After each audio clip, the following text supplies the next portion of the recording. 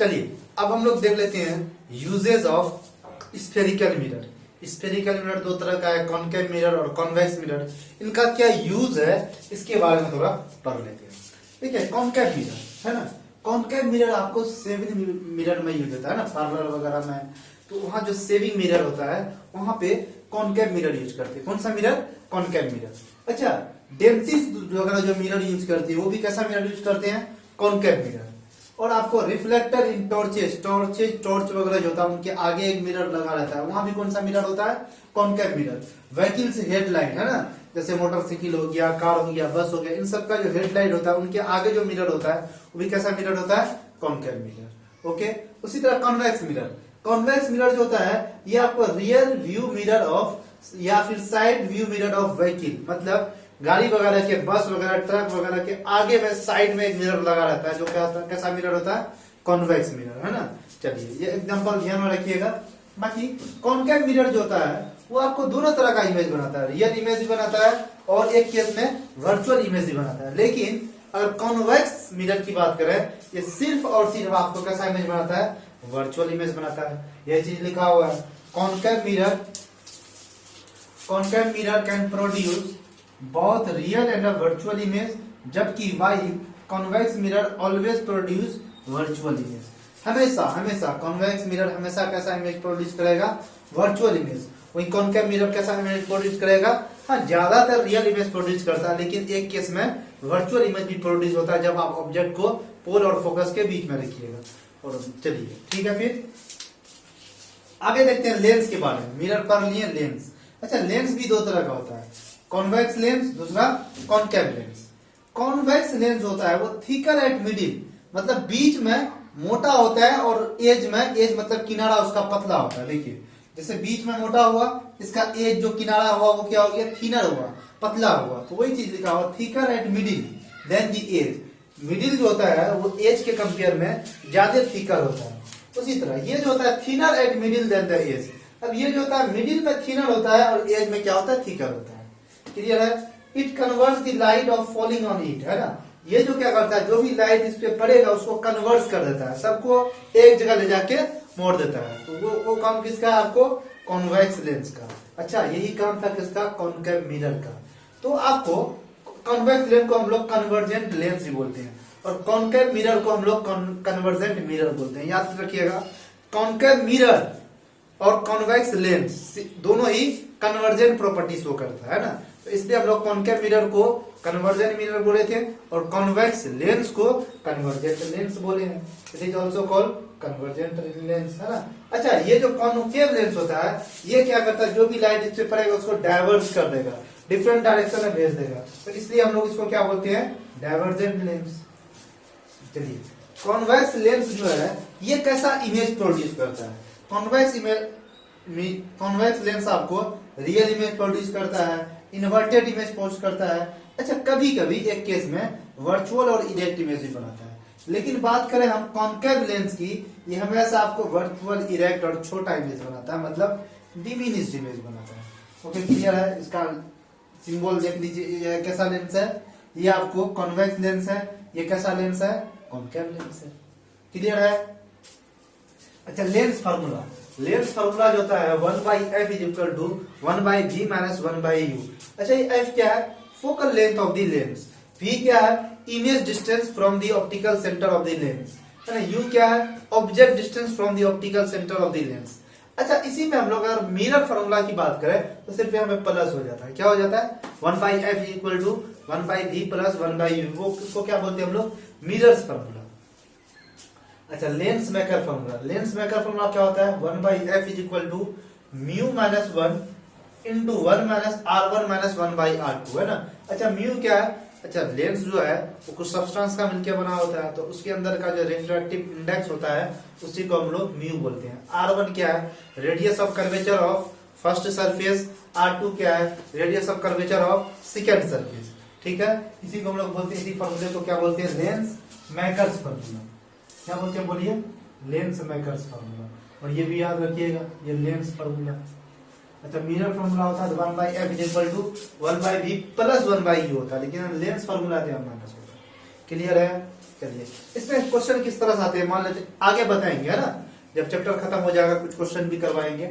इसमें object distance दिया रहेगा, इमेज डिस्टेंस दिया रहेगा, बोलेगा लेंस का फोकल लेंथ बताइए, या लेंस का फोकल लेंथ दिया हुआ है, इमेज डिस्टेंस दिया हुआ है, बोलेगा ऑब्जेक्ट कहाँ पे रखा हुआ है, या ऑब्जेक्ट का डिस्टेंस दिया हुआ है, फोकल लेंथ दिया हुआ, पूछेगा इमेज कहाँ पे बनेगा। इस तरह का क्वेश्चन है, कभी भी दो चीज दिया रहे, मतलब ऑब्जेक्ट डिस्टेंस, इमेज डिस्टेंस और फोकल लेंथ में कोई दो चीज दिया रहे, तीसरा निकालना हो इसका यूज करेंगे। और जब रेडियस ऑफ कर्वेचर की बात करें, रिफ्रैक्टिव इंडेक्स दिया रहे तो ये रिलेशन का यूज करेंगे, 1/f = μ-1 × 1/r1 - 1/r2। इस फॉर्मूले क्या बोलते हैं, लेंस मेकर्स फॉर्मूला। क्लियर है? चलिए अब हम लोग पढ़ते हैं डिस्पर्सन ऑफ लाइट। देखिए डिस्पर्सन ऑफ लाइट ये क्या कहते हैं, जैसे कि हम लोग जानते हैं ये जो व्हाइट कलर होता है ना, ये व्हाइट कलर 7 कलर का मिक्सचर है। क्या है?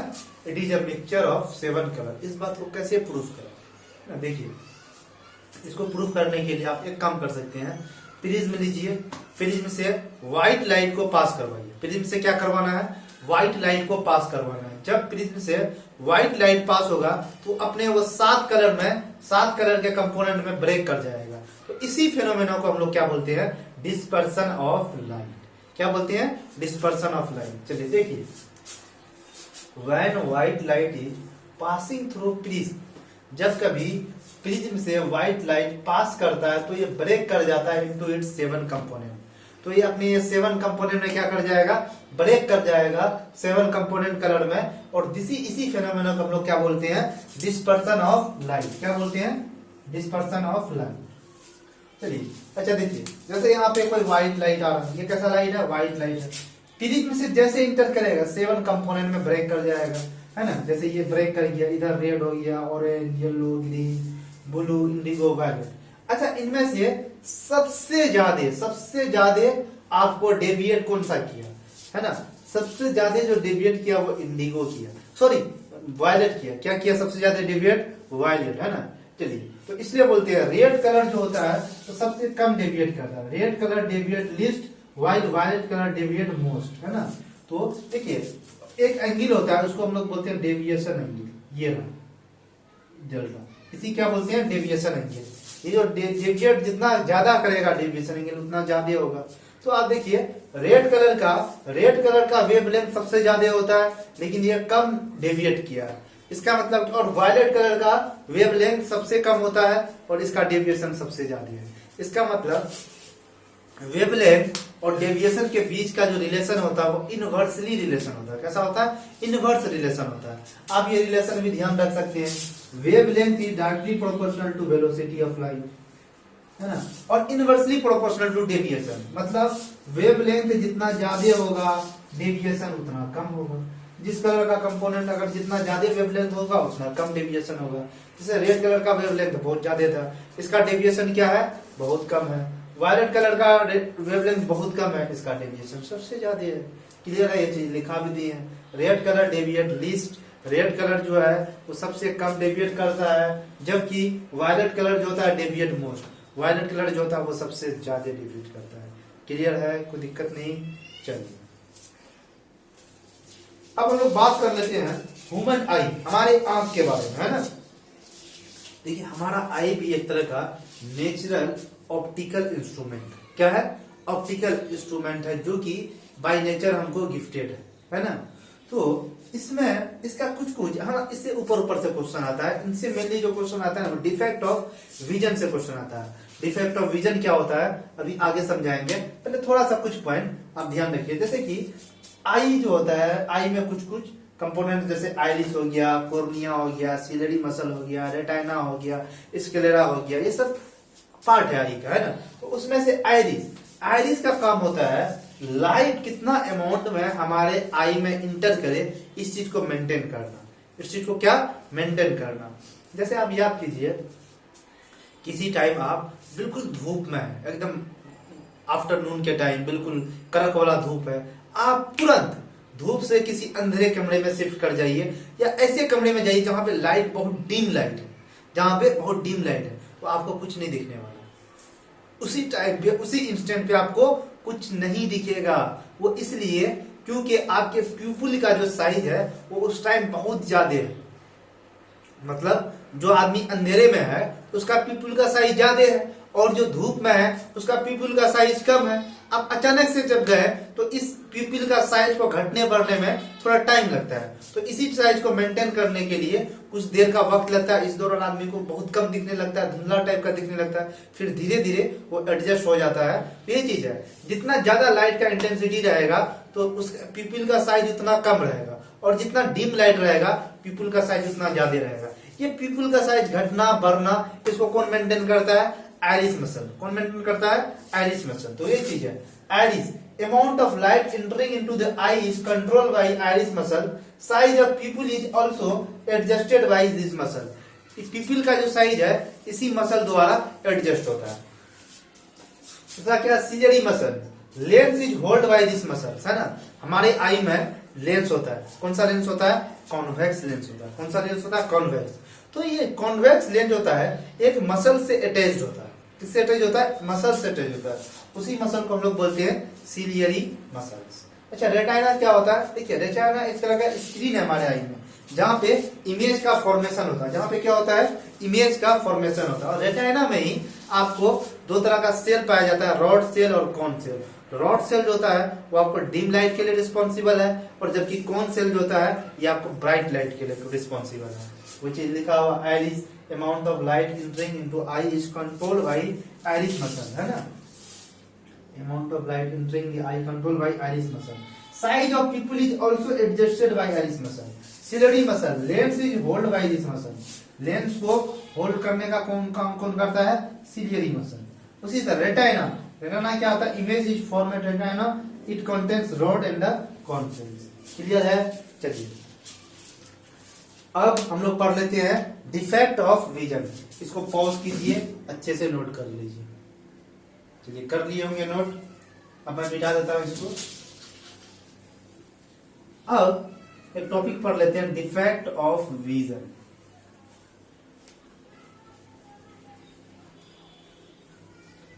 अच्छा, डिफेक्ट का मतलब क्या होता है? एक तरह का मतलब कमी पाया जाना, मतलब विजन दिखने में जब प्रॉब्लम होने लगता है तो उसको क्या बोलते हैं? Defect of vision. तो हम लोग फिर क्या जाते हैं? डॉक्टर के पास जाते हैं, फिर चश्मा लगता है।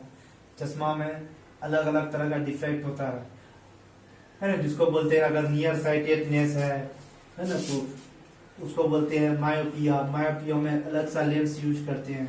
हाइपरमेट्रोपिया में अगर फार साइटेडनेस है तो अलग लेंस यूज करते हैं।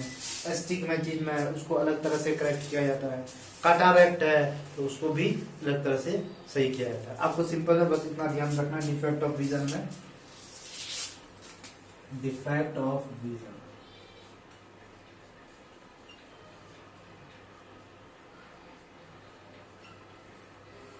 डिफेक्ट ऑफ विजन में आपको ये याद रखना, मायोपिया या इसी को बोलते हैं नियर साइटेडनेस।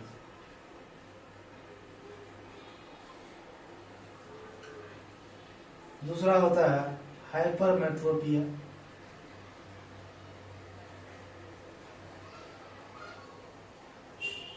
इसी को बोलते हैं फार साइटेडनेस।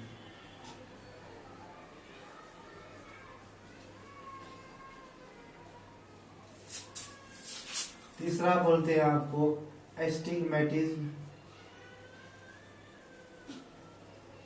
इससे क्वेश्चन आया हुआ है ना सीटेट में, एस्टिग्मेटिज्म। और आपको बोलते हैं कैटरैक्ट। क्या बोलते हैं? बोलिए, कैटरैक्ट।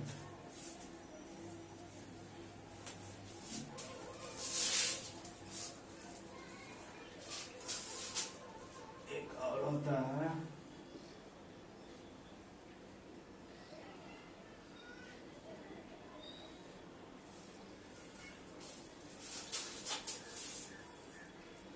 चलिए देखिए, मायोपिया और नियर साइटेडनेस, इसमें क्या होता है? नजदीक का दिखता है लेकिन दूर का नहीं दिखता है, उसी को बोलते हैं मायोपिया। क्या होता है इसमें? नजदीक का दिखता है, दूर का नहीं दिखता है। हिंदी में ही लिख लीजिए, समझ में आएगा जल्दी में। इंग्लिश में भी लिखा देंगे। नजदीक का दिखता है लेकिन दूर का नहीं दिखता।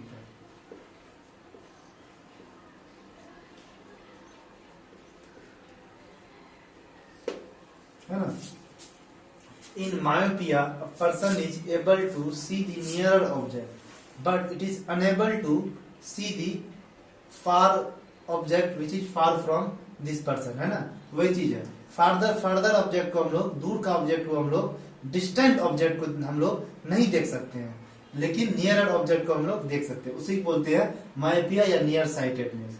इसको सही करने के लिए हम लोग कौन सा लेंस यूज करते हैं बताइए?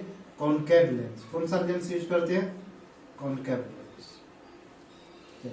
दूसरा, सेम इसी का उल्टा, जब आदमी को जब दूर का दिखे, दूर का दिखे लेकिन नजदीक का नहीं दिखे, तो उसको क्या बोलते हैं बताइए? हाइपरमेट्रोपिया, या उसी बोलते हैं फार साइटेडनेस। और इसको सही करने के लिए डॉक्टर जो लेंस देते हैं वो होता है कॉन्वेक्स लेंस। कौन सा लेंस यूज करते हैं बताइए? Convex lens. In hypermetropia a person is able to see distant object, मतलब दूर का object, but he is unable to see the nearer object, मतलब नजदीक का ऑब्जेक्ट नहीं देख पाता है लेकिन दूर का ऑब्जेक्ट दिखता है। तो उसी को हम लोग क्या बोलते हैं बोलिए? हाइपरमेट्रोपिया या फिर फार साइटेडनेस।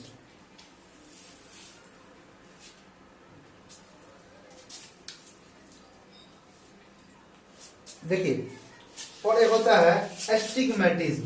देखिए, इसमें क्या होता है, जब किसी पर्सन का कॉर्निया जो है वो सिमेट्रिकल ना हो, तब उस केस में क्या होता है? आपको एस्टिग्मेटिज्म होता है। उस केस में क्या हो जाता है? एस्टिग्मेटिज्म हो जाता है। तो एस्टिग्मेटिज्म को हम लोग करेक्ट करने के लिए इसमें भी हम लोग कौन सा लेंस यूज करते हैं बताइए? कॉन्वेक्स लेंस यूज करते हैं। कौन सा lens?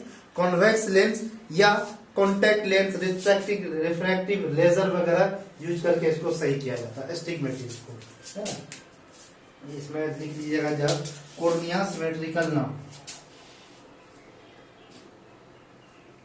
Cornea is not symmetrical. अच्छा, इसमें क्या होता है? इसमें वर्टिकल और हॉरिजॉन्टल लाइन देखने में प्रॉब्लम होता है पर्सन को, है ना। तो इसको भी सही करने के लिए हम लोग कौन सा लेंस यूज करते हैं? कॉन्वेक्स लेंस या बाइफोकल लेंस, है ना, इस तरह का। और कटारेट क्या होता है? ये ओल्ड एज पर्सन में होता है ना, जब आदमी 40 प्लस 50 प्लस हो जाता है तब उसमें ये डिजीज देखने को मिलता है, जिसको हम लोग क्या बोलते हैं? कैटरेक्ट। कैटरेक्ट में क्या होता है? जब आदमी का एज बहुत ज्यादा हो जाता है तो उसको बिल्कुल धुंधला टाइप दिखने लगता है, क्या फोगी टाइप का दिखने लगता है ना।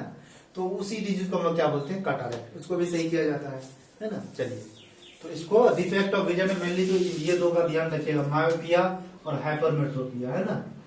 मायोपिया को हम लोग बोलते हैं नियर साइटेडनेस, इसको सही करने के लिए हम लोग कॉन्केव लेंस यूज करते हैं। हाइपरमेट्रोपिया हम लोग बोलते हैं फार साइटेडनेस, इसको सही करने के लिए हम लोग कौन सा लेंस यूज करते हैं? Convex lens. क्लियर है?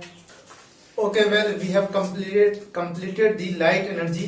Now we are going to discuss about sound energy, है ना। हम लोग लाइट एनर्जी के बारे में अच्छे से पढ़ चुके हैं। अब हम लोग मूव करते हैं किसके तरफ? साउंड एनर्जी के तरफ। देखिए, साउंड हम लोग जो बोलते हैं, है ना, ये जो साउंड वेव के फॉर्म में निकलता है, ये भी एक क्या है? एनर्जी का ही फॉर्म है। इसका फॉर्म है एनर्जी का फॉर्म है। जैसे देखिए, सबसे पहले चीज साउंड एनर्जी में हम लोग बात करेंगे, ये साउंड एनर्जी प्रोड्यूस कैसे होता है ना।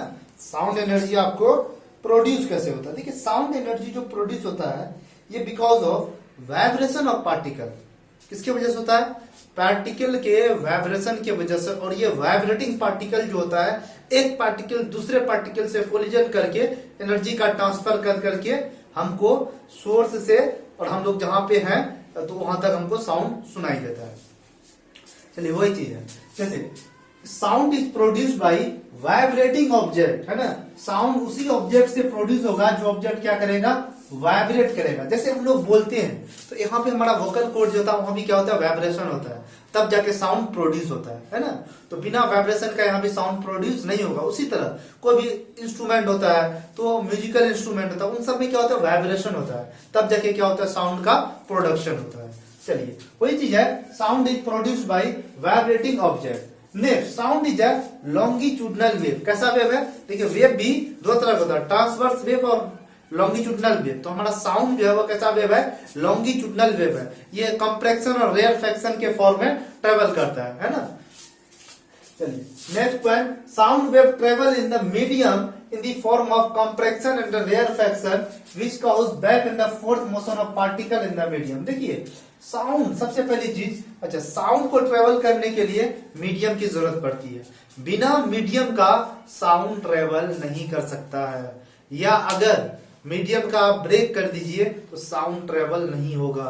जैसे मान लेते हैं अगर इस रूम को बंद कर दिया जाए, बिल्कुल शीशे से पैक कर दिया जाए, जिसका कि आपको मीडियम ब्रेक हो जाएगा, तो मैं कुछ भी बोलूंगा बाहर जो आदमी बैठा रहेगा उसको सुनाई नहीं देगा। वो इसलिए क्योंकि मीडियम ब्रेक कर दिया है ना, अब वो मीडियम नहीं रहा जो अंदर है, तो इसलिए अगर साउंड को ट्रेवल करने के लिए मीडियम की जरूरत होती है। बिना मीडियम का साउंड ट्रेवल नहीं करता है। अच्छा साउंड जो मीडियम में ट्रेवल करता है वो कॉम्प्रेक्शन और रेयरफैक्शन के फॉर्म में ट्रेवल करता है। कॉम्प्रेक्शन रेयरफैक्शन क्या है इसको समझिए। ये साउंड वेव जो होता है इस तरह से बहुत पास आ जाता है, हाईली डेंस हो जाता है, उसको बोलते हैं कॉम्प्रेशन। फिर इस तरह से फिर रेयरफैक्शन हो गया, फिर जबकि डेंसिटी कम हो जाता है वेव का, रेयरफैक्शन, फिर इस तरह से कंप्रेशन, इस तरह से रेयरफैक्शन। तो इस तरह से साउंड वेव का पार्टिकल, एक पार्टिकल दूसरे पार्टिकल से टकरा टकरा के इस वेव को ट्रांसफर करता है, तब जाके हमको साउंड सुनाई देता है।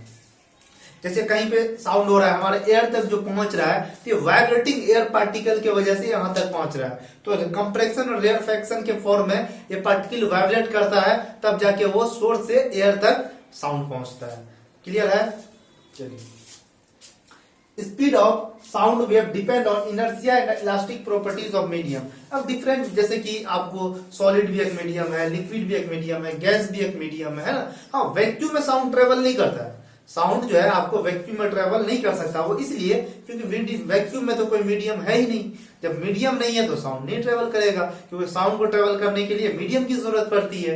ओके, चलिए, डिपेंड करता है उस मीडियम का इलास्टिक प्रॉपर्टी क्या है, इनर्शिया क्या है ना, तो इस बात पे डिपेंड करता है साउंड का प्रोपगेशन। अच्छा, स्पीड ऑफ साउंड, सबसे ज्यादा साउंड का जो स्पीड होता है सॉलिड मीडियम में होता है। किसमें? सॉलिड मीडियम में, उसके बाद लिक्विड मीडियम में, उसके बाद गैस मीडियम में।